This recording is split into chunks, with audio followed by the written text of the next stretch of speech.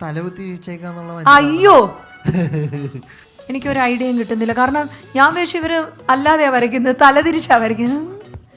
1 2 3 thank you bro. ഓമ്മോ ഈ ഇങ്ങനെ തിളങ്ങി നിൽക്കുന്ന കാണാനൊരു അല്ലേ ഒരു പ്രത്യേക സന്തോഷം bro. Thank you so much. ഏറ്റവും കൂടുതൽ ഇപ്പൊ മിസ് ചെയ്യണേനെ വാപ്പച്ചീനെയാണോ ഷെയ്ൻ? യെസ്.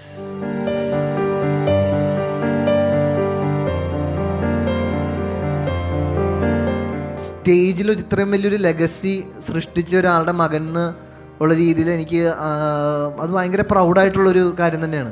ഇനിയിപ്പോൾ ഭൂമിയിൽ എന്ത് സംഭവിച്ചാലും എന്നെ ഒന്നും ബാധിക്കാൻ പോകുന്നില്ല എന്ന് പറഞ്ഞ സ്റ്റാൻഡിൽ ഞാൻ ഇന്ന് നിൽക്കാൻ കാരണം അങ്ങനെ നമുക്ക് ചായാനൊരു തോള് ഒരെണ്ണം കുറഞ്ഞുകൊണ്ടാണ്. ഒരെണ്ണം ഉണ്ട്, മദർ എന്ന് പറഞ്ഞാൽ അത് സ്ട്രോങ് പില്ലറാണ്. അത് ഞാൻ വാക്കുകൊണ്ടൊന്നും പറയാൻ പറ്റില്ല. അത് അപ്പുറത്തേക്കുള്ള വലിയ എൻ്റെ ഒരു ശക്തി തന്നെയാണ്. നമ്മുടെ കൂട്ടത്തിൽ ഒരുപാട് പേര് സംവിധായകരെ, അപ്പോൾ അതിനെ ആ ഒരു ശ്രേണിയിലേക്ക് ഒരു കരുത്തുറ്റ സിനിമയുമായി വരാൻ കഴിയുന്ന ഒരു സ്ക്രിപ്റ്റുമായിരുന്നു ഇപ്പോൾ ഉണ്ടായിരുന്നെങ്കിൽ സംവിധാനം അബി എന്ന പേരിൽ എത്രയോ സിനിമകൾ വരുമായിരുന്നു. ആദ്യമായിട്ട് ഫിഗർ ചെയ്യുന്നത്, ഫിഗർ എന്ന് പറഞ്ഞൊരു സംഭവം ഇല്ല അന്ന്, മെമിക്രിയിലില്ല. അന്ന് മമ്മൂക്കയുടെ വേഷം, ആ വടക്കൻ വീരഗാഥ, അതേ വേഷത്തിൽ പുള്ളി വരുന്നു. അത് ജനം ഇങ്ങനെ ഞെട്ടി ആ വേഷത്തിൽ. നമ്മൾ ഇന്നലെ പറഞ്ഞ സാധനം ഒന്ന് മാറ്റി പിടിച്ചാലോ? ഞാൻ പറഞ്ഞു എന്ത് പറ്റി? ബാഗ് മാറിപ്പോയി. നിന്റെ ബാഗ് എടുത്തുണ്ടോ? RDS തന്നെ ചില സീനുകളിൽ നമുക്ക് ഭയങ്കര റെസ്പോൺസ് ആണ് ഇക്കയുടെ. എനിക്ക് കാര്യം ഞാൻ ഒരുപാട് അടുത്ത് സംസാരിച്ചിരിക്കുന്നത് കൊണ്ടും എക്സ്ട്രീം ക്ലോസിൽ ചില സ്ഥലങ്ങളിൽ ഞാനിങ്ങനെ എനിക്ക് ശരിക്കും പറഞ്ഞാൽ കണ്ണു കറിയാം ചിലപ്പോൾ. അതെ, പകുതി പണം കൊണ്ട് വീട് പണിയാം, ബാക്കി പകുതി പണം പലിശരഹിതമായി EMI സ്കീമിൽ 50 മാസം കൊണ്ട് തിരിച്ചടച്ചാൽ മതി. ബയത് homes for builders, Kerala's leading tech enabled home builders. കൂടുതൽ വിവരങ്ങൾക്ക് താഴെ കൊടുത്തിട്ടുള്ള നമ്പറിൽ ബന്ധപ്പെടുക.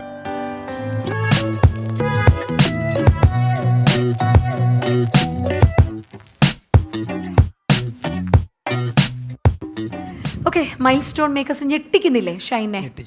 അപ്പോൾ ഷെയ്ൻ നിഗത്തിന് വേണ്ടിയിട്ട് ദേ ഞങ്ങൾ ഇനി ഒരു ലൈവ് ഗിഫ്റ്റ് ഇവിടെ കൊടുക്കാൻ പോണ്. Shine up with Shane Nigam. Shane, gift ഞാൻ കൊണ്ടുവരട്ടെ? അഖിൽ ഒന്ന് വരാവോ അഖിലേ? ഇത് ഷെയ്നിന് വേണ്ടിയുള്ള ഞങ്ങൾ മനസ്സറിഞ്ഞു തരുന്ന ഒരു ഗിഫ്റ്റാണ്.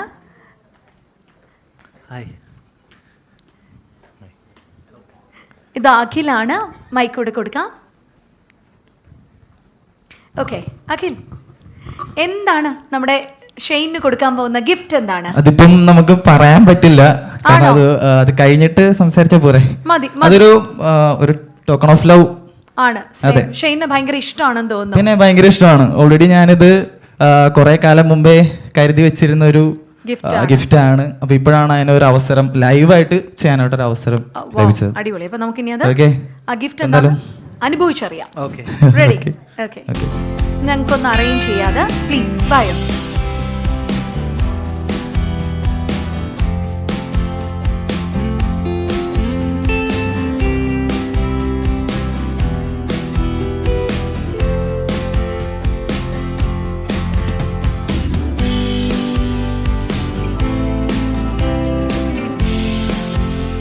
അവരെ ഇവിടെ വന്നാണ് ലൈവായിട്ട് ഷെയ്ൻ ആ ഒരു ഗിഫ്റ്റ് തരാൻ പോകുന്നത്. അവരുടെ ഒരു സ്നേഹമാണ് ഷെയ്ൻ അറിയിക്കുക. ഷെയ്ൻ ഒരു ഐഡിയ ഇല്ലാതിരിക്കുകയാണ്. അവരെന്തോ പടം വരയ്ക്കാന്ന് നമുക്ക് മനസ്സിലായില്ലേ? ഓക്കെ ആണോ? ഷെയ്നെ ഒന്ന് ഇവിടെ വന്ന് നോക്കിയാൽ മതിയോ ഷെയ്ൻ? Yes bro.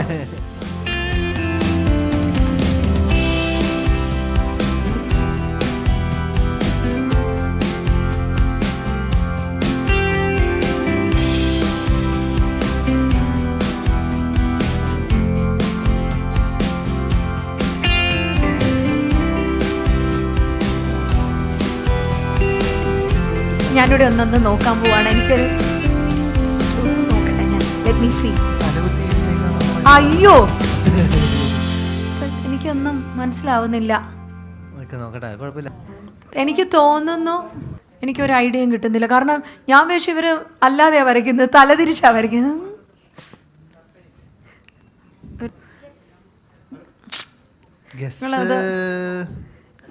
വേണ്ട, നോക്കാം.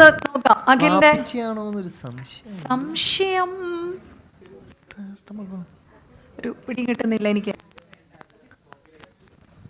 ഓക്കെ സോ റെഡി, തിരിക്കാൻ പോവാണ്.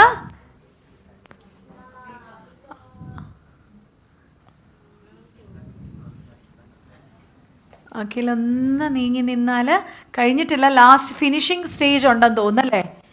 അല്ല ഇത് it's like you are sprinkling ആണല്ലേ?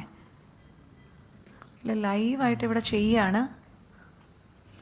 എന്തുമാത്രം പേരാണ് ഇങ്ങനെ ഷെയ്നെ ഇഷ്ടം കൊണ്ട് ഇങ്ങനെ മൂടിക്കൊണ്ടിരിക്കുന്നത് അല്ലേ ഷെയ്ൻ? അൽഹംദുലില്ലാ. Okay, Akhil is all good to go. Ready? Happy ചെയ്തോ? ശരി, ഓക്കെ. ഇനി ഒരു ഫൈനൽ സംഭവം കൂടെ ഉള്ളൂ, അതുകൂടെ കഴിഞ്ഞാൽ എനിക്ക് എന്നാലും എനിക്കൊരു ഉദ്ദേശം കിട്ടിയതേ ഉള്ളൂ. ഞാൻ ഷെയ്ൻ റെഡി? 1 2 3.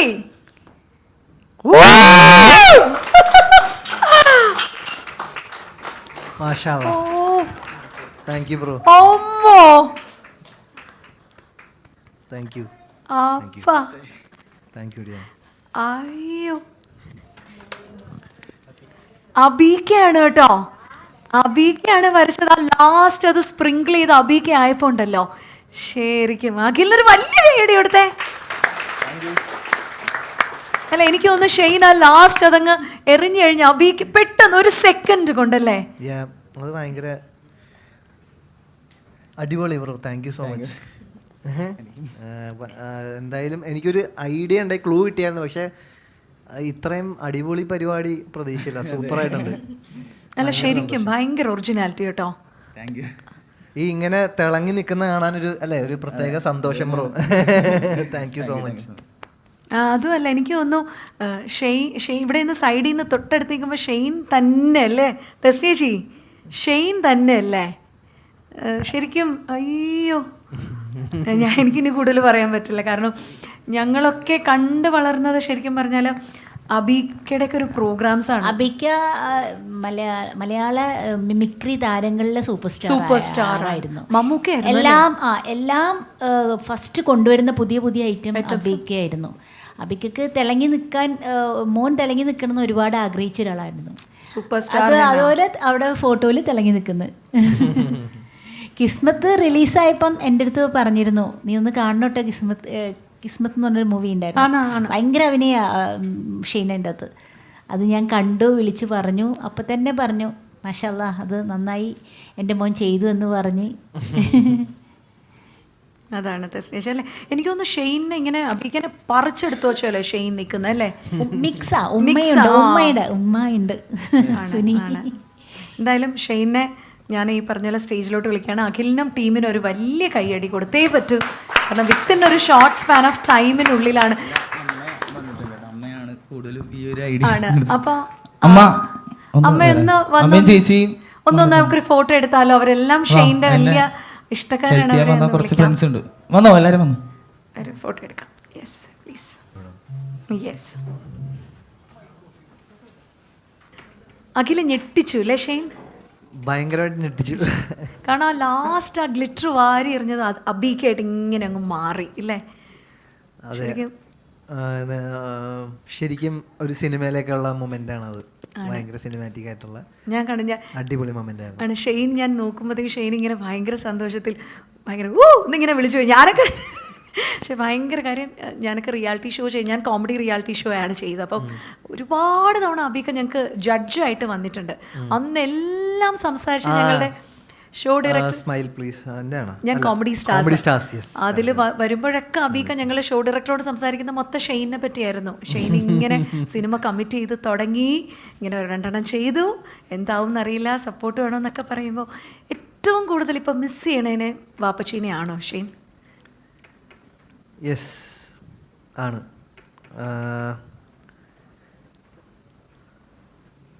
അതൊരു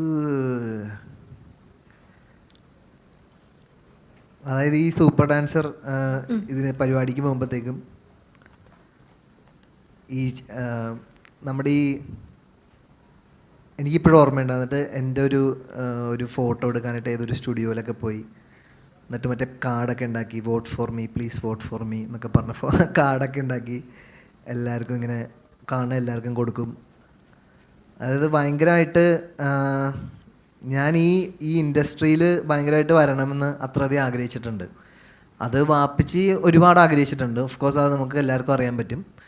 പക്ഷേ എവിടെയോ ഈ പറഞ്ഞ പോലെ രണ്ടും ഉണ്ടല്ലോ. ഇപ്പോൾ ലക്ക് എന്ന് പറഞ്ഞൊരു ഫാക്ടർ ഉണ്ട്, അതേപോലെ എല്ലാം കൂടെ ഒത്തു വരുമ്പോഴല്ലേ നമുക്കൊരു കാര്യം സംഭവിക്കുന്നുള്ളൂ. എവിടെയോ ഒരു കെമിക്കൽ റിയാക്ഷൻ വാപ്സിയുടെ കാര്യത്തിൽ സംഭവിച്ചില്ല.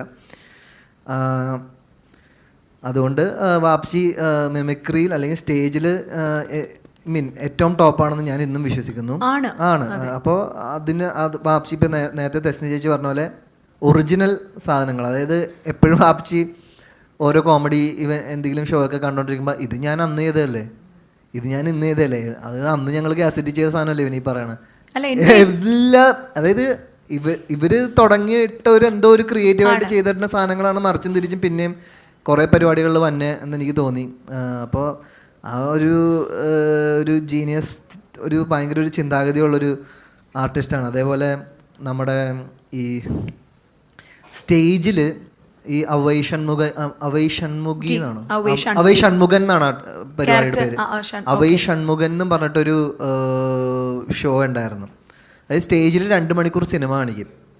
ബേസിക്കലി സിനിമ പോലെ തന്നെ അതിൽ ഫ്ലൈറ്റ് ലാൻഡ് ചെയ്യലുണ്ടാവും. ഫ്ലൈറ്റൊക്കെ ലിറ്ററലി ലാൻഡ് ചെയ്യണ കാണിക്കുമെന്ന്, ട്രെയിൻ പോണതൊക്കെ ഉണ്ടാവും. അതൊക്കെ എങ്ങനെ അതൊക്കെ ഇതിൻ്റെയൊക്കെ ഏറ്റവും വലിയ ഹൈലൈറ്റ് എന്ന് വെച്ച് കഴിഞ്ഞാൽ ഇപ്പോൾ അതിൽ ജാഫർക്കൊക്കെ വാപ്സിയുടെ മെയിൻ കൊച്ചിൻ സാഗർ എന്ന് പറഞ്ഞ ട്രൂപ്പിലെ മെയിൻ ആളായിരുന്നു. ഇപ്പോൾ നമുക്ക് ഇപ്പോൾ ലിറ്റിൽ ആർട്സിലാണെങ്കിലും ജാഫർ ഖാനായിട്ട് ഏറ്റവും നല്ലൊരു വേഷം ജാഫർ ഖായുടെ വൈഫായിട്ടാണ് തെസ്നി ചേച്ചി ഇപ്പം ഇതിനകത്ത് ഉള്ളത്. അപ്പോൾ അവരെല്ലാവരും കൂടെ ചെയ്യുന്നൊരു പ്രോഗ്രാം ഉണ്ടല്ലോ, ആ ഒരു സിൻസിയറിറ്റി, അതായത് അവർ തന്നെയാണ് വന്ന് സെറ്റ് ചെയ്യുന്നത്, അവർ തന്നെയാണ് മൈക്ക് സെറ്റ് ചെയ്യുന്നത്, അവർ തന്നെയാണ് ലൈറ്റ് പിടിപ്പിക്കുന്നത്, അവർ തന്നെ വന്ന് ആ ഒരു ടീം വർക്ക്, ആ ഒരു കലയോടുള്ള സ്നേഹം, അല്ലെങ്കിൽ ആ ഒരു ഉറക്കമുളച്ച് പള്ളി പരിപാടികൾ നമ്മുടെ അമ്പലപരിപാടികളും അല്ലെങ്കിൽ അങ്ങനെയുള്ള എല്ലാ പരിപാടികളും ചെയ്യുന്ന ആ ഒരു പാഷൻ, അത് ശരിക്കും പറഞ്ഞാൽ ഇന്നിപ്പോൾ നമ്മൾ സിനിമ വെച്ച് കമ്പയർ ചെയ്ത് കഴിഞ്ഞാൽ അതിൻ്റെ ഒരു 10% പോലും ഉണ്ടെന്ന് എനിക്ക് തോന്നുന്നില്ല. സിനിമയിലെ ആൾക്കാർ എടുക്കുന്ന ഒരു എഫേർട്ടിന് വേണ്ടിയിട്ടുള്ളത് അത്രയധികം ആ ഒരു കലയ്ക്ക് വേണ്ടി വർക്ക് ചെയ്യുന്ന ആൾക്കാരായിരുന്നു. ഇപ്പോൾ വാപ്സി ആണെങ്കിൽ ഇപ്പോൾ ഇവർ ഈ പറഞ്ഞ എല്ലാവരും അങ്ങനൊരു സ്റ്റേജിൽ ഇത്രയും വലിയൊരു ലെഗസി സൃഷ്ടിച്ച ഒരാളുടെ മകന് ഉള്ള രീതിയിൽ എനിക്ക് അത് ഭയങ്കര പ്രൗഡായിട്ടുള്ളൊരു കാര്യം തന്നെയാണ്. നമ്മൾ സിനിമ എന്ന് പറഞ്ഞൊരു സാധനത്തിൽ മാത്രമല്ലല്ലോ, കല എന്ന് പറഞ്ഞത് എവിടെയും പ്രകടിപ്പിക്കാൻ പറ്റുന്നൊരു സംഭവമാണ്. അത് ഉള്ളിൽ നിന്ന് വരുന്നൊരു പരിപാടി. അതിന് ഇപ്പോൾ കുറേ പേര് അല്ലെങ്കിൽ ഈ പറഞ്ഞ പോലെ ഒരുപാട് ഈ സൂപ്പർ സ്റ്റാർഡം അല്ലെങ്കിൽ അങ്ങനെ ഒരു പരിപാടിക്ക് അപ്പുറത്തേക്ക് ഒരു കലാകാരൻ എന്നുള്ള രീതിയിൽ വാപ്സിനെ നോക്കിക്കഴിഞ്ഞാൽ I think he's A best എന്ന് ഞാൻ പറയും. മീൻ അത് അത്രയും പാഷനേറ്റ് ആയിരുന്നു അയാളുടെ ജോലിനോടും. ആ ഒരു അത്രയും ഡെഡിക്കേറ്റഡ് ആയിട്ടാണ് മൊത്തം പരിപാടി, അല്ലെങ്കിൽ അവരുടെ ട്രൂപ്പിനെ മൊത്തം കൊണ്ടുവരുന്നത് പോലും സ്വന്തം അനിയന്മാരെ പോലെയും, അല്ലെങ്കിൽ അങ്ങനെ അധികം അതിനുവേണ്ടി വർക്ക് ചെയ്തിട്ടുള്ളൊരു വ്യക്തിയാണ്. അല്ല, അന്ന് അബിക പറഞ്ഞൊരു കാര്യമുണ്ട്, ഞാൻ എന്താഗ്രഹിച്ചോ എനിക്ക് നടക്കാതെ പോയി, അത് അവനിലൂടെ ആഗ്രഹിച്ച് കാണുന്നതാണ് എനിക്ക് ഏറ്റവും വലിയ സന്തോഷം എന്ന് പറഞ്ഞു. അപ്പോൾ എനിക്ക് തോന്നുന്നു അന്ന് വാപ്പച്ചി ആഗ്രഹിച്ച പോലെ എന്നെ ഷെയ്ൻ ആ ഒരു മലയാള സിനിമയിലെ സൂപ്പർ സ്റ്റാർഡത്തിലേക്ക് വളർന്നു കഴിഞ്ഞു. ആയിട്ടില്ല, ഇനിയുണ്ട്, സമയമുണ്ട്, ആയിട്ടില്ല, ജേർണിയിലാണ്. വാപ്പി ആഗ്രഹിച്ചിടത്തേക്കൊന്നും ഞാൻ എത്തിയിട്ടില്ല, എത്താൻ പോണേ ഉള്ളൂ. ആണ്. അല്ല, എന്നാൽ ഒരുപാട് ചാലഞ്ചിങ് ടൈം ഇങ്ങനെ ഷെയ്ൻ്റെ ലൈഫിലൂടെ കടന്നു പോയപ്പോൾ ഏതെങ്കിലുമൊക്കെ ഇൻസ്റ്റൻസിൽ തോന്നിയില്ലേ ഷെയ്നെ അവശയും കൂടെ ഉണ്ടായിരുന്നെങ്കിൽ എന്നെ പിടിച്ചു നിർത്തിയാൻ, അല്ലെങ്കിൽ ഇതിനെതിരെ? അല്ല, ഞാൻ മനസ്സിലാക്കുന്ന വെച്ച് കഴിഞ്ഞാൽ ഇന്നിപ്പോൾ ഞാൻ ഇങ്ങനെ ഒരു ഇൻഡിപെൻഡൻറ്റ് സ്റ്റാൻഡിൽ എനിക്ക് ഇനിയിപ്പോൾ ഭൂമിയിൽ എന്ത് സംഭവിച്ചാലും എന്നെ ഒന്നും ബാധിക്കാൻ പോകുന്നില്ല എന്ന് പറഞ്ഞ സ്റ്റാൻഡിൽ ഞാൻ ഇന്ന് നിൽക്കാൻ കാരണം അങ്ങനെ നമുക്ക് ചായാനൊരു തോള് ഒരെണ്ണം കുറഞ്ഞുകൊണ്ടാണ്. ഒരെണ്ണം ഉണ്ട്, മദർ എന്ന് പറഞ്ഞാൽ അത് സ്ട്രോങ് പില്ലറാണ്. അത് ഞാൻ വാക്കുകൊണ്ടൊന്നും പറയാൻ പറ്റില്ല. അത് അപ്പുറത്തേക്കുള്ള വലിയ എൻ്റെ ഒരു ശക്തി തന്നെയാണ്. അതായത് ആ ഒരു പ്രയറിലാണ് ഞാൻ പല പ്രശ്നങ്ങളിൽ നിന്ന് ഞാൻ കരകയറി പോന്നിട്ടുള്ളത്. അപ്പോൾ അങ്ങനെ നോക്കിക്കഴിഞ്ഞ് കഴിഞ്ഞാൽ ആ ഒരു തോൾ, ഒരു ചായനൊരു തോൾ കുറഞ്ഞുകൊണ്ടാണ് ഞാൻ ഇന്നിപ്പോൾ ഇങ്ങനെ ഒരു ഇൻഡിപെൻഡൻ്റ് ആയിട്ട് എനിക്ക് ഇന്നിപ്പോൾ ഒരു ലോകത്ത് എന്ത് സംഭവിച്ചാലും ഒരു പ്രശ്നമില്ല എന്ന് പറഞ്ഞ ആറ്റിറ്റ്യൂഡിൽ നിൽക്കാൻ പറ്റുന്നത് ചിലപ്പോൾ അതുകൊണ്ടായിരിക്കാം. തീർച്ചയായിട്ടും. അപ്പോൾ ഷെയ്നെ ഈ പറഞ്ഞ പോലെ ഒരുപാട് അറിയുന്ന കുറച്ച് പേരെ കൂടി ഞാനൊന്ന് വിളിച്ചോട്ടെ, ഒന്ന് ഗ്രീറ്റ് ചെയ്യാനും മീറ്റ് ചെയ്യാനും ഒരാളെ ഞാനൊന്ന് വിളിക്കാൻ പോവാണേ. Any idea? No idea. സുനീഷേട്ടാ, കുട്ടിക്കാലത്തോട്ട് ഷെയ്ന് സുനീഷ് മാർനാട്. സുനീഷ് ഏട്ടൻ മലയാള സിനിമയിലെ കരുത്തുറ്റ തിരക്കഥാകൃത്ത്, അതിലുപരി സ്റ്റേജ് കലാകാരന്മാരുടെ മാനം, ഇതാ പുതിയ മാനങ്ങൾ തീർത്തുകൊണ്ട് മുന്നേറുന്ന സുനീഷ് വാരനാട്. എന്തൊരു കഷ്ടപ്പെട്ടാണ്.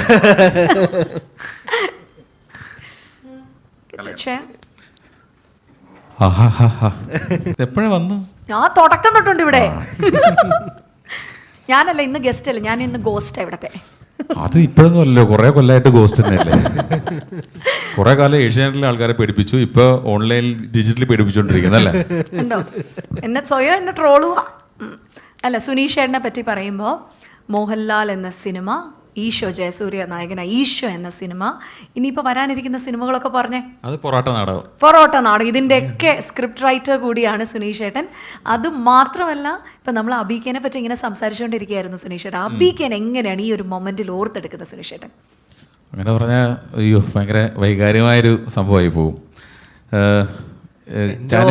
സമയം മുതൽ എനിക്കൊരു ഇച്ചിരി ഒരു പക്വത വന്ന സമയം മുതൽ വാപ്ചിയുടെ കൂടെ എപ്പോഴും ഉണ്ടായിരുന്നു. അബികയും ഒരു പക്ഷേ ശരിക്കും ഇപ്പോൾ ഉണ്ടായിരുന്നെങ്കിൽ ഏറ്റവും കൂടുതൽ സന്തോഷിക്കുക അബികയായിരിക്കും. ചാനുവിൻ്റെ ഓരോ വളർച്ചയിലും, ചാനു നമ്മൾ റിയാലിറ്റി ഷോയിൽ ഡാൻസ് ചെയ്യുന്ന കാലം മുതൽ നമ്മൾ ചാനുവിൻ്റെ ഭയങ്കര ഒരു വലിയ ചാനു എന്നാണ് വിളിക്കുക. അപ്പോൾ നമ്മളിങ്ങനെ മിക്കവാറും രാത്രി അബികായിട്ട് സംസാരിക്കുമ്പോൾ പോലും ചാനുവിൻ്റെ കാര്യങ്ങളിങ്ങനെ പറയും. എടാ അവന് സിനിമയാടാ ഇഷ്ടം എന്നിങ്ങനെ പറയും. ഇവൻ സ്കൂളിൽ പഠിക്കുമ്പോഴേ ഇവനൊരു ഷോർട്ട് ഫിലിമൊക്കെ ചെയ്തിട്ട് അത് നമ്മളെ കാണിച്ചിട്ട് സിനിമയാണ് ഇഷ്ടം. പക്ഷെ അവന് പഠിച്ച് അവനൊരു നിലയിൽ എത്തിയതിന് ശേഷം പോരാടാ സിനിമ. പുള്ളി ഒരു അച്ഛൻ്റെ എല്ലാ മാനസിക വികാരങ്ങളും പുള്ളി പങ്കുവയ്ക്കും. കാരണം എന്താണെന്ന് വെച്ച് കഴിഞ്ഞാൽ പുള്ളി ഉദ്ദേശിച്ച സ്ഥലത്ത് അദ്ദേഹത്തിന് എത്താൻ പറ്റാത്തതിൻ്റെ ഒരു സങ്കടം പുള്ളിക്കുണ്ട്. അപ്പം മകനും അങ്ങനെ ആവരുതല്ലോ എന്നുള്ളതാണല്ലോ പുള്ളി ആലോചിക്കുക. പക്ഷേ എനിക്ക് തോന്നുന്നു അതാണ് ഞാൻ പറഞ്ഞത്, ഇപ്പോൾ ഉണ്ടായിരുന്നെങ്കിൽ ഒരുപാട് സന്തോഷിച്ചേനെ. കാരണം അതിനൊക്കെ അപ്പുറം ഞങ്ങളൊക്കെ പറയും ചാനുവിനൊരു ഹിന്ദി സിനിമയിലൊക്കെ അഭിനയിക്കാൻ കഴിയുന്നതൊരു ചാമുള്ള ആളാണ്. ഞാൻ ഇക്കയോട് പറഞ്ഞു, ഞങ്ങൾ തമ്മിൽ സംസാരിച്ചിട്ടുണ്ട് അങ്ങനെ പലപ്പോഴും. അപ്പോൾ സത്യത്തിൽ ആ ഒരു കാര്യം. പിന്നെ ഇക്ക മരിക്കുന്നതിനൊരു ഒരാഴ്ച 2 ആഴ്ച മുമ്പ്, ഞാൻ ശരിക്കും ഇക്ക മരിക്കുന്നതിന് 4 ദിവസം മുമ്പ് ഞങ്ങൾ തമ്മിൽ കാണുന്നുണ്ട്. ഞാൻ ഇക്കയുടെ വീട്ടിൽ വരുന്നു. അപ്പോൾ ഇക്ക സിനിമ സംവിധാനം ചെയ്യാൻ പോവുകയാണ്. അപ്പോൾ അതിൻ്റെ ഒരു സ്ക്രിപ്റ്റ് വന്നിട്ട് ഞങ്ങൾ അതിനെക്കുറിച്ച് ഡിസ്കസ് ചെയ്യുന്നു. ഇപ്പോൾ ചാനു വരുന്ന നായകൻ, അപ്പോൾ അച്ഛൻ സംവിധായകനാകുന്നു, മകനെ നായകനാക്കിയ ഒരു സ്ക്രിപ്റ്റ്. വളരെ നമ്മൾ വിചാരിക്കുന്നതിലൊരു തമാശ സിനിമയൊന്നും അല്ല, പക്ഷെ ഭയങ്കര ഇമോഷണലി ഭയങ്കര കണക്ട് ചെയ്യുന്ന ഒരു അച്ഛൻ മകൻ റിലേഷൻഷിപ്പായിരുന്നു ആ കഥ. അത് ചെയ്യാൻ പറ്റിയിരുന്നെങ്കിലെന്ന് ഞാൻ പലപ്പോഴും ചാനുവിൻ്റെ പല സിനിമകൾ കാണുമ്പോഴും ഇൻ്റർവ്യൂ കാണുമ്പോഴൊക്കെ ആലോചിക്കും, ആ സിനിമ ചെയ്യാൻ പറ്റിയിരുന്നെങ്കിൽ. അബിക്ക് ഒരു പക്ഷേ മലയാളത്തിലൊരു ഇപ്പം നമ്മുടെ കൂട്ടത്തിലുള്ള നാദിർഷക്കെ സംവിധായകൻ, നമ്മുടെ കൂട്ടത്തിൽ ഒരുപാട് പേര് സംവിധായകരെ. അപ്പോൾ അതിനെ ആ ഒരു ശ്രേണിയിലേക്ക് ഒരു കരുത്തുറ്റ സിനിമയുമായി വരാൻ കഴിയുന്ന ഒരു സ്ക്രിപ്റ്റുമായിരുന്നു. ഇപ്പോൾ ഉണ്ടായിരുന്നെങ്കിൽ സംവിധാനം അബി എന്ന പേരിൽ എത്രയോ സിനിമകൾ വരുമായിരുന്നു. അങ്ങനെ പറഞ്ഞാൽ ഒരുപാടുണ്ട്. പിന്നെ അല്ലേ, പിന്നെ വൈകുന്നേരങ്ങൾ തമാശകൾ. അതല്ല ഇത്രയും ഈ ഒരു കോറ ഇങ്ങനെ ഇരിക്കുമ്പോൾ ഈ പറഞ്ഞ പോലെ ചാനുന്ന് എല്ലാവരും സ്നേഹത്തോടെ വിളിക്കുന്ന ഷെയ്നെ കുഞ്ഞുനാൾ തൊട്ട് അറിയുന്ന ഒരാളും കൂടെ ഈ ഒരു കോറം കംപ്ലീറ്റ് ചെയ്യാനായിട്ട് ഞാൻ വിളിക്കാൻ പോവാണേ. ഒരാളുകൂടെ ഉണ്ട്. ഷെയ്ൻ ആരായിരിക്കും? ഒന്ന് ഗസ് ചെയ്തേ.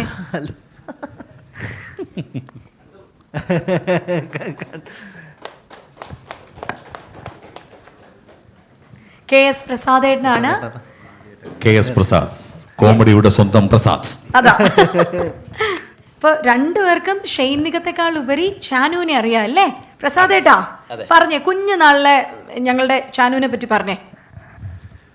നമ്മൾ ആദ്യമായിട്ടാണ് കാണുന്നത് നേരിട്ട് ഇങ്ങനെ. അവിടെ നിന്ന് ഇവിടെ നിന്നൊക്കെ കണ്ടു, അല്ല നേരിട്ടൊരു കാഴ്ച കാണുന്നത് ആദ്യമായിട്ടാണ്. എന്നോട് എപ്പോഴും മകനെക്കുറിച്ച് പറഞ്ഞിട്ടുണ്ട്. 2015 ഞങ്ങൾ സിനിമ ചെയ്യുന്ന സമയത്ത് 10th പഠിക്കുന്നത്. ഇപ്പോൾ 2015 +1 അല്ല കോളേജിലായി. അപ്പോൾ ഒരു സ്കൂൾ കുട്ടികളുടെയൊക്കെ ആയിട്ടൊരു കഥ, +1 +2 കുട്ടികളുടെ ഒരു കഥ വന്നിട്ടുണ്ട്. മകനാണ് അതിനകത്ത് അഭിനയിക്കുന്നത്. പിന്നീട് പറഞ്ഞു സ്റ്റോറി അത്ര പോരാ, ഞാൻ അത് കാരണം ഒഴിവാക്കി. ശരിയാണോ? ശരിയാണ്. അന്ന് എന്നോട് പറഞ്ഞിരുന്നു. പിന്നെ അബിയായിട്ടുള്ളൊരു ബന്ധം അപ്പം എന്നെ വിളിച്ചപ്പോൾ തന്നെ പറഞ്ഞു, ഞാൻ പറഞ്ഞു ഷെയ്നുമായിട്ട് ഞാൻ എന്താണ് പഴയ കാര്യങ്ങൾ പറയാനായിട്ട് എനിക്കൊന്നുമില്ല എന്ന് പറഞ്ഞു. ഇല്ല അബിയുടെ കഥ പറഞ്ഞാൽ മതി എന്ന് പറഞ്ഞു. അപ്പോൾ അബിയായിട്ടെന്ന് പറഞ്ഞാൽ ഞങ്ങൾ ആദ്യം ദൂരദർശനിൽ പ്രോഗ്രാം ചെയ്യുന്നൊരു കാലഘട്ടം ഉണ്ടായിരുന്നു. 89 ലൈവായിരുന്നത്. ഞാനും സൈനിദിനും ആണ്, ഞങ്ങൾ രണ്ടുപേരുമാണ് ഈ ഷോ പിടിക്കുന്നത്. അപ്പം ഞാൻ പറഞ്ഞു ആദ്യം അബിയെ വിളിക്കാം. അപ്പോൾ ആ സമയത്ത് കലാഭവനിൽ പാട്ട് പഠിക്കാൻ ഒരു പയ്യൻ ഇങ്ങനെ പതുക്കെ സൈഡിൽ കൂടെ നടന്ന് പോകണ കാണാറുണ്ട്, നാദർഷ. അപ്പോൾ ഞാൻ പറഞ്ഞു ഒരാൾ പാട്ടൊക്കെ പാടുമ്പോൾ പുള്ളി മിമിക്രി കാണിക്കുമെന്ന് കേട്ടിട്ടുണ്ട്, പുള്ളിയെ വിളിക്കാം. അപ്പോൾ വലിയ പരിചയമൊന്നുമില്ല. അങ്ങനെയാണ് അബിയെയും നാദർഷയും വിളിച്ചിട്ടാണ് നമ്മൾ ആദ്യമായിട്ട് 1989 സെപ്റ്റംബർ 9 ദൂരദർശനിലൊരു പ്രോഗ്രാം ചെയ്യുന്നത്. അത് ലൈവാണ്. ലൈവ് എന്ന് പറഞ്ഞാൽ ഇന്നിപ്പോൾ നമ്മളൊരു 100 എപ്പിസോഡ് 500 എപ്പിസോഡ് ഒരു ചാനലിൽ ചെയ്താലും നമ്മളെ തിരിച്ചറിയുന്നതിനേക്കാൾ കൂടുതൽ അന്ന് തിരിച്ചറിയും. കാരണം അന്ന് ഒറ്റ ചാനലേ ഉള്ളൂ. തിരുവോണത്തിൻ്റെ തലേ ദിവസമാണ്, എല്ലാവരും വീട്ടിലിരിക്കുകയാണ്. കാരണം അന്ന് ഇതുപോലെ ഓണ പ്രോഗ്രാം ഒന്നും ഇല്ല. അപ്പോൾ അത് ഫുൾ ആളുകൾ കണ്ടു ഞങ്ങളുടെ ലൈവായിട്ട്. ബാലചന്ദ്ര മേനോൻ സാറും ഉണ്ടായിരുന്നു അതിനകത്ത്. പിറ്റേ ദിവസം പുറത്തോട്ട് ഇറങ്ങിയപ്പോഴാണ് ശരിക്കും പറഞ്ഞാൽ ജനം ഇങ്ങനെ കൂടുകയാണ് കണ്ടാൽ. ഇപ്പം നമ്മൾ എത്ര വർഷം കഴിഞ്ഞാലും നമ്മളെ അങ്ങനെ തിരിച്ചറിഞ്ഞിട്ടില്ല. കാരണം വേറെ ഒരു ചാനലും ഇല്ലല്ലോ, ഒരൊറ്റ ചാനലിലൂടെ. അതിൽ ഞങ്ങൾ 4 പേരുമായിരുന്നു ചെയ്തത്. അതിനുശേഷം പിന്നെ വരുന്ന ദൂരദർശൻ പ്രോഗ്രാമുകളിലൊക്കെ ഞങ്ങൾ 4 പേര്. പിന്നെ ഞാൻ ദിലീപിനെ വിളിക്കും ഇടയ്ക്ക് പിന്നെ നമ്മുടെ എന്താണ് ആൻ്റണി വാഴക്കുളം, അരവിന്ദാഷ് കുറുപ്പ്, നാദർഷ. ഈ ചാനുവിൻ്റെ ഒരിക്കലും ഞങ്ങൾ മിസ്റ്റർ ഫൺ ചെയ്യുമ്പോൾ ജീവൻ ടി വിയിൽ, അപ്പം ഞാനും നിൽക്കാൻ കൂടെ ഇതിന് പ്രത്യേകിച്ച് സ്ക്രിപ്റ്റ് ഒന്നും ഉണ്ടാവില്ല, ഞങ്ങൾ രണ്ടും കൂടെയാണ് ആ ഷോ ചെയ്തുകൊണ്ടിരിക്കുന്നത്. അപ്പോൾ എൻ്റെ അടുക്ക തലേന്ന് ചോദിക്കും എന്ത് ചെയ്യണോടാ നാളെ. ഞാൻ പറഞ്ഞു നമുക്ക് ഇങ്ങനെ ഒരു സാധനം ചെയ്താലോ. അപ്പോൾ നീ എന്തെങ്കിലും ഒരു സാധനം ഞാനൊരു വെള്ള പേപ്പറിൽ ചുമ്മാ കുറിക്കേ ഉള്ളൂ, ബാക്കി ഇക്കയുടെ കൂടെ നിന്ന് കഴിഞ്ഞാൽ അത് വന്നോളും.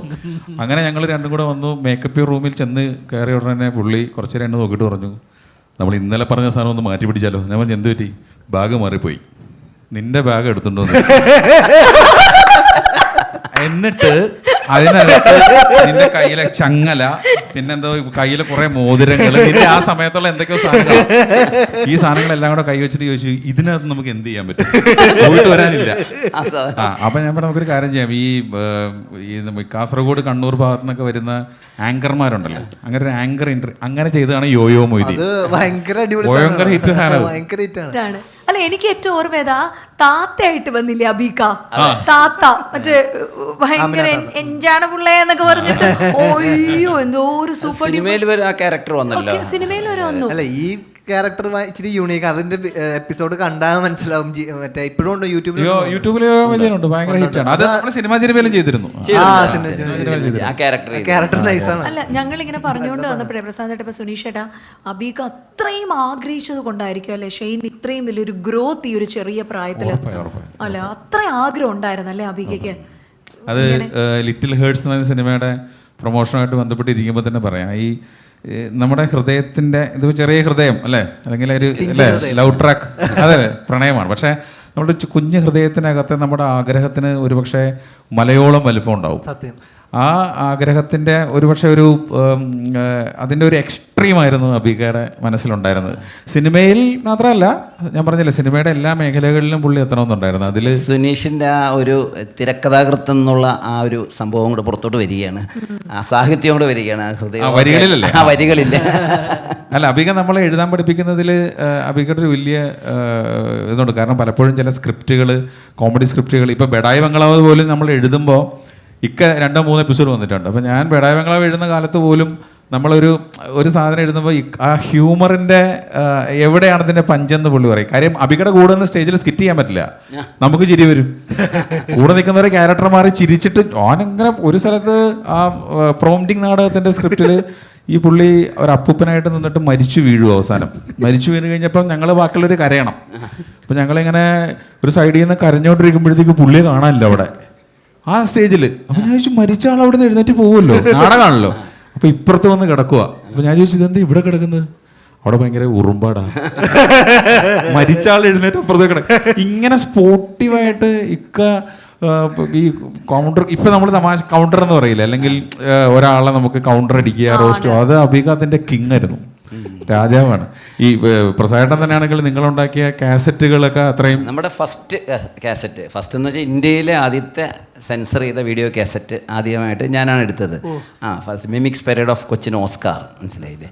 അപ്പോൾ അത് സെൻസർ ചെയ്ത് സർട്ടിഫിക്കറ്റ് കണ്ടപ്പോൾ എടാ ഞങ്ങളുടെ സിനിമ എന്ന് പറഞ്ഞ പുള്ളി ഫൈൻ ആർട്സ് ഹോളിൽ വെച്ച് ഇങ്ങനെ.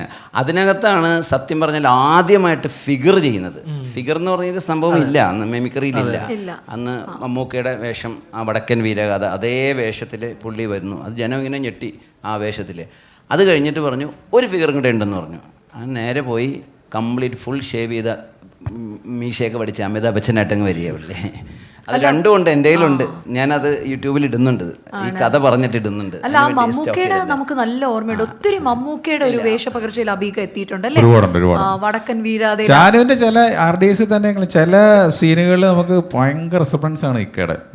എനിക്ക് കാര്യം ഞാൻ ഒരുപാട് അടുത്ത് സംസാരിച്ചിരിക്കുന്നത് കൊണ്ടും എക്സ്ട്രീം ക്ലോസിൽ ചില സ്ഥലങ്ങളിൽ ഞാനിങ്ങനെ എനിക്ക് ശരിക്കും പറഞ്ഞാൽ കണ്ണു പറയാം. ചിലപ്പോൾ ഇക്ക തന്നെ വന്നതെന്ന് പറയുന്ന പോലെ തോന്നിയിട്ടുണ്ട് ചില സീനുകൾ. അത്രയും ഭയങ്കര റെസൽമെൻറ്റ്സ് നിങ്ങൾ തമ്മിലുണ്ട്. അത് ആ മോഹത്തിൻ്റെ ഉള്ളിലുള്ള അത് ഇനി ഇവിടെ ഒന്നും അല്ല, ഇതിങ്ങനെ കയറി പോകണം. മലയാളികളുടെ ഒരുപാട് ഇഷ്ടം അത് പറഞ്ഞ തെറ്റാ. മലയാളികളുടെ അല്ല, ശരിക്കും ഭാഗ്യമൊത്താൽ ഇന്ത്യയിൽ തന്നെ ഒരു വലിയ സ്റ്റാറാവാനുള്ള കാലിബർ ഉണ്ട്. അതെ, ബാക്കി നമ്മുടെ കയ്യിലല്ല ഇരിക്കുന്നത്. നല്ല കാലിബർ ഉണ്ട്. നമ്മൾ ഒരുപാട് നടന്മാരിപ്പോൾ ഇവിടെ ഉണ്ട് എങ്കിൽ പോലും ഒരു നാഷണൽ ലെവലിൽ കയറി വരാനുള്ള ഞങ്ങൾ തമ്മിൽ സംസാരിച്ച് പറയാം. ഒന്ന് ചാനു ഹ്യൂമർ ചെയ്യും. ഹ്യൂമർ ചെയ്യുന്ന സിനിമകൾ ഇപ്പോൾ അന്ന് തുടങ്ങിയിട്ടില്ല, അത് നമുക്ക് ചെയ്യാം. ഹ്യൂമർ ചെയ്യും, ഡാൻസ് ചെയ്യും, ഈ പറഞ്ഞ പോലെ ഒരു അങ്ങനെ ഈ മൾട്ടി ടാലൻറ്റ് വേണമല്ലോ പലപ്പോഴും സിനിമകളിൽ എത്തിപ്പെടാം. അപ്പം അത് ഭയങ്കര കാര്യമായിട്ട് ചാനലിനുണ്ട്. ഇപ്പം അങ്ങനെ ഒരു തമാശക്കത്തോടെ പറയാം അല്ലേ, വെറുതെ ഒരു സീരിയസ് ആയിട്ട് കാര്യമില്ല. ഇക്ക പറഞ്ഞൊരു കഥ പറയാം. ഇക്ക പറഞ്ഞ മൂവാറ്റുപുഴയിലേക്ക് ഈ അങ്കമാലിയിൽ രാത്രി ബസ് ഇറങ്ങി വന്ന് നിന്നിട്ട് മൂവാറ്റുപുഴയ്ക്ക് പോകണം. അപ്പോൾ പണ്ട് ഈ പ്രോഗ്രാമിന് പോയിട്ട് ട്രൂപ്പിൻ്റെ വണ്ടി അങ്കമാലിയിൽ വിടും. അപ്പോൾ പുള്ളി പിന്നെ വരുന്ന എല്ലാ വണ്ടിക്കും കൈ കാണിക്കും. അങ്ങനെ ഏതോ ഒരു വണ്ടിയിൽ ഇക്ക മൂവാറ്റുപുഴയ്ക്കുള്ളൊരു വണ്ടിയിൽ കയറി. ഒരു ലോറിയാണ്. അപ്പോൾ ലോറിക്കകത്ത് കയറിയിരിക്കുമ്പോൾ അബിക്ക പറയുന്നത് വെച്ചാൽ ലോറിയുടെ ഡ്രൈവറെ കണ്ടു കഴിഞ്ഞാൽ ഈ പഴയ ബ്ലാക്ക് ആൻഡ് വൈറ്റ് സിനിമകളിലെ കറക്റ്റ് ഒരു വില്ലൻ, ഇത്രയും നീളത്തിലുള്ള മീശയൊക്കെ വെച്ച് കപ്പട മീശയൊക്കെ വെച്ചൊരു, അതായത് ഒരു കൊലപാതകയുടെ എല്ലാ ലക്ഷണവും ഉള്ളൊരു ഒരാളാണ് ഡ്രൈവർ. കൂടെ അതേപോലെ തന്നെ നമ്മുടെ ഈ ഭീമൻ രഘുവിൻ്റെയൊക്കെ കൂടുതലൊരു കിളി. ഇവർ രണ്ടുപേരും ഇരുന്ന് ഇക്ക വണ്ടിയിരുന്ന് ഉറങ്ങാമെന്ന് വിചാരിച്ച് കയറിയതാ. പക്ഷെ ഇവർ രണ്ടുപേരെയും കൊണ്ടുകൂടി ഇക്കയുടെ ഹൃദയത്തിൻ്റെ ഇടിപ്പ് കൂടി തുടങ്ങി. കാരണം പൈസ ഇരിപ്പുണ്ട് പ്രോഗ്രാമിൻ്റെ. അങ്ങനെ എന്ത് ചെയ്യണമെന്ന് പറയാം. അപ്പോൾ കുറച്ച് കഴിയുമ്പോഴത്തേക്ക് ഈ ഇയാളെങ്ങനെ അബീക്കെ നോക്കിയിട്ട് ഈ ഭീമൻ രഘുവിൻ്റെ ലുക്കിലുള്ള കിളി ചോദിക്കും, ആശാനെ തട്ടട്ടെ എന്ത് ചെയ്യും. അപ്പോൾ ഇക്ക ഞെട്ടി തുടങ്ങി. ഇവിടെ ഡ്രൈവർ പറയും, ചുറ്റും നോക്കിട്ടും സമയമായില്ലടാ, ആളൊഴിഞ്ഞ സ്ഥലം വരട്ടെ അപ്പം തട്ടാം. ഇത് വണ്ടി പോകും തോറും ഈ ടെൻഷൻ ഇങ്ങനെ വന്നുകൊണ്ടേയിരുന്നു. ആശാനെ തട്ടട്ടെ, ഇല്ലടാ സമയമായില്ല, ആളൊഴിഞ്ഞ സ്ഥലം വരട്ടെ തട്ടാന്ന് പറഞ്ഞു. അബിക്കൊക്കെ ഉറക്കമില്ല, അങ്ങനെ ഞെട്ടി കഴുത്തിലിട്ട് മാലയും കിടപ്പുണ്ട്. പോക്കാം, ഉറപ്പായും പോക്കാം. മൂവാറ്റോടെ എത്തുന്നതിന് മുമ്പ് മരിക്കുമെന്ന കാര്യം തീരുമാനമായി ഇവരുടെ കയ്യിൽ നിന്നു. അങ്ങനെ ഇത് പോകുന്ന വഴി ഒരു സ്ഥലം എത്തിയപ്പോൾ ഈ ഡ്രൈവർ ഇടതുവശത്തേക്ക് ഒതുക്കിയിട്ട് പറഞ്ഞു, എടാ ആളൊഴിഞ്ഞ സ്ഥലം ഒന്ന് തട്ടിക്കുമെന്ന് പറഞ്ഞു. ഇക്ക നേരെ ചാടി പുറത്തേക്ക് ഇറങ്ങിയിട്ട് ഒറ്റ ഓട്ടാണ് അവിടുന്ന്. പോഞ്ഞോടി ഓടി ദൂരെ പോയി നിന്ന്. ഇപ്പൊ ഇവനെതിരാണ് ഓടുന്നതെന്ന് ചോദിച്ചു. കിളി പുറകെ ഓടി. ഇക്ക രക്ഷയില്ല. നമ്മൾ മ്യൂക്രിക്കാർക്ക് എന്തായാലും അങ്ങനെ ഓടി രക്ഷപ്പെടാൻ പറ്റത്തില്ല. അങ്ങനെ വന്ന് ചുറ്റിന് പിടിച്ചു നിർത്തി, താണിതാണ് ഓടിയെന്ന് ചോദിച്ചു. അല്ല നിങ്ങൾ തട്ടട്ടെ എന്ന് പറഞ്ഞു. അത് ആശാന്റെ വീട്ടിൽ കുറെ ആടുണ്ട്. അപ്പൊ ഈ പ്ലാവിന്റെ ഇല ആരില്ലാത്ത സ്ഥലത്ത് വണ്ടി നിർത്തിയിട്ട് പ്ലാവിന്റെ ഇല പറിക്കും. അതാണ് ആശാനെ തട്ടട്ടെ എന്ന് ചോദിച്ചത്. അതായത് പ്ലാവിന്റെ ഇല തട്ടാനാണ് പുള്ളി ഉദ്ദേശിച്ചത്. പക്ഷെ അബിയൊക്കെ ഓടിയപ്പോൾ ഇയാൾ ചോദിച്ചു, നിങ്ങളെന്തിനാ എന്റെ പുറകെ വന്നതെന്ന് ചോദിച്ചു ഈ കിളി. അപ്പൊ അബിയൊക്കെ പറഞ്ഞല്ല, ഞാനിങ്ങനെ നിങ്ങൾ തട്ടും എന്ന് പറഞ്ഞ കാരണം ഓടിയതാ. അപ്പൊ കിളി പറഞ്ഞ്, ഞാൻ നിന്റെ പുറകെ ഓടിവന്ന് വെറുതെ വന്നില്ല, നീ കാശ് തരാതെ പോയത് എന്തിനാന്ന് പറഞ്ഞ് ആശാന എന്നെ ഇടിക്കുമെന്ന് പറഞ്ഞ് നിന്റെ കാശ് മേടിക്കാനാ ഞാൻ വന്നത്, ഇനി എവിടെയെങ്കിലും ഓടിപ്പോയിക്കോളാം. ഇത് ഇക്ക ഇങ്ങനെ ഭയങ്കര രസമായിട്ട് പറയും. ഞാൻ പറഞ്ഞ പോലെ അല്ല, ഇക്ക പറഞ്ഞ ഭയങ്കര രസമാണ്. കേട്ട് ചിരിച്ച് നമ്മൾ ഇതിന്റെ ഈ ഇതൊക്കെ ആക്ട് ചെയ്ത് കാണിച്ചു തരും. എന്നിട്ട് പുള്ളി ഇതിനൊരു അഡീഷൻ കൂടെ പറയും. അതായത് ഇപ്പോഴത്തെ തലമുറയിലെ ഏതോ ഒരു മ്യൂക്രിക്കാരൻ ഇതേപോലെ കയറിയിട്ട് ആശാനെ തട്ടട്ടെ എന്ന് കേട്ടു. ഇതേ ഡ്രൈവറും കിളിയാണ്, അത് പുള്ളി ഉണ്ടാക്കിയതാ. ഡ്രൈവറും കിളിയാന്നാണ് വിചാരം. അപ്പോൾ ഇതുപോലെ ആശാനെ തട്ടട്ടെ, അത് കുഴപ്പമില്ല, അബീക്ക വണ്ടി ഇതുപോലെ പറ്റിയതാണല്ലോ, പ്ലാവിൻ്റെ ഇല എടുക്കാനാന്ന് വിചാരിച്ചു. അങ്ങനെ ഒരു സ്ഥലത്ത് നിർത്തി ആശാനെ തട്ടട്ടെ, ഇവിടെ ആളിലടാ തട്ടിക്കോളാൻ പറഞ്ഞു. അത് മൊത്തം ഫ്ലാറ്റിൽ നിന്ന് കൊണ്ടുപോകുന്ന കക്കൂസ് വേസ്റ്റ് ആയിരുന്നു. നാട്ടുകാർ മുഴുവൻ ഇടിച്ചു, മ്യൂക്രിക്കാരനെ ഇടിച്ച്, ഡ്രൈവറെ ഇടിച്ച്, കിളിയെ ഇടിച്ച്, നല്ല ഇടി മ്യൂക്രിക്കാരന് കിട്ടി. അത് ഇക്ക ഉണ്ടാക്കിയ കഥ അതിൻ്റെ. അങ്ങനെ ഈ നമ്മളൊരു വെറുതെ ഒന്ന് ഫോൺ ചെയ്താൽ ഒരു 1/2-3 മണിക്കൂർ ചിലപ്പോൾ പറയുന്നതിൽ ഒരു 5 കഥ ഇക്ക തമാശ ഇങ്ങനെ ഉണ്ടാക്കി പറയുന്നതാ. പക്ഷെ ഭയങ്കര രസമാണ്. എന്തായാലും ഒരുപാട് സന്തോഷം. കാരണം ഇത്രയും സമയം അബീകനെ പറ്റി നമുക്കിങ്ങനെ കേൾക്കാത്ത കഥകളും കാര്യങ്ങളും ഒക്കെയാണ് പറഞ്ഞത്. ഓർത്തെടുത്തേനല്ലേ ഷെയ്ൻ? വലിയൊരു അല്ല, അന്ന് ഒരു കാലഘട്ടത്തിൽ ഗൾഫ് ഷോ എന്ന് പറഞ്ഞാൽ അബി ഇല്ലാത്ത ഷോ ഇല്ല. അങ്ങനെ ഒരു കാലഘട്ടം ഉണ്ടായിരുന്നു അല്ലേ? അബി എല്ലാത്തിലും ഉണ്ടായിരുന്നു. പിന്നെ അബി കഴിഞ്ഞ ശേഷമാണ് പിന്നെ കോട്ടയം നസീർ വരുന്നത്, പിന്നീടാണ് പിഷാരടിയുടെ വരവ്. അങ്ങനെ ഓരോരുത്തർക്കും ഒരു കാലഘട്ടം ഉണ്ടായിരുന്നു. അപ്പോൾ അങ്ങനെ അബി ഇല്ലാത്ത ഒരു ഷോ, സ്റ്റാർസ് പോയാലും അതെ, അല്ലാതെയുള്ള ചെറിയ ഷോസ് പോയാലും അബി ഉണ്ടാവും. അതുപോലെ എല്ലാ വീഡിയോ കാസറ്റുകളും ഞാൻ ചെയ്ത കുറേ സാനിധ്യൻസ് കോമഡി, ജയറാം സ്പൈ, എല്ലാത്തിലും അബി, ഇതേ ടെസ്നിഖാനൊക്കെ ഉണ്ട്. ടെസ്നിഖാൻ ഇല്ലാത്ത വീഡിയോ കാസറ്റും ഇല്ല. അന്ന് അച്ചാറിന് കൂട്ടാൻ ആകെ ഒരു ഫീമെയിൽ ആർട്ടിസ്റ്റ് എന്ന് പറയുന്നത് വേറൊരാളില്ല.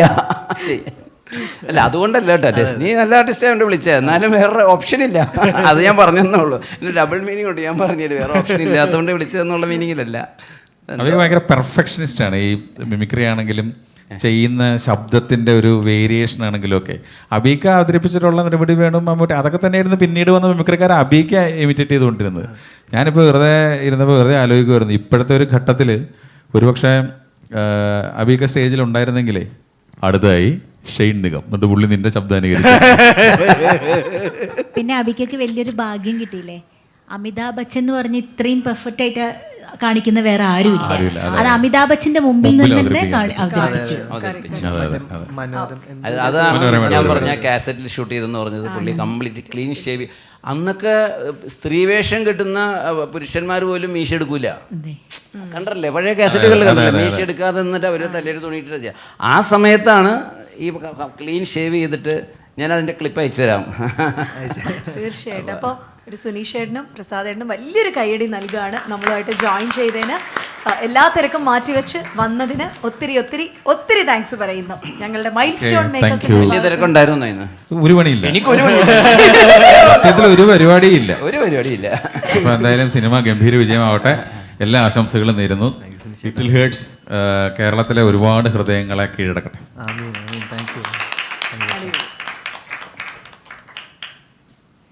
Thank you. ഗോസ്റ്റ് പോട്ടെ.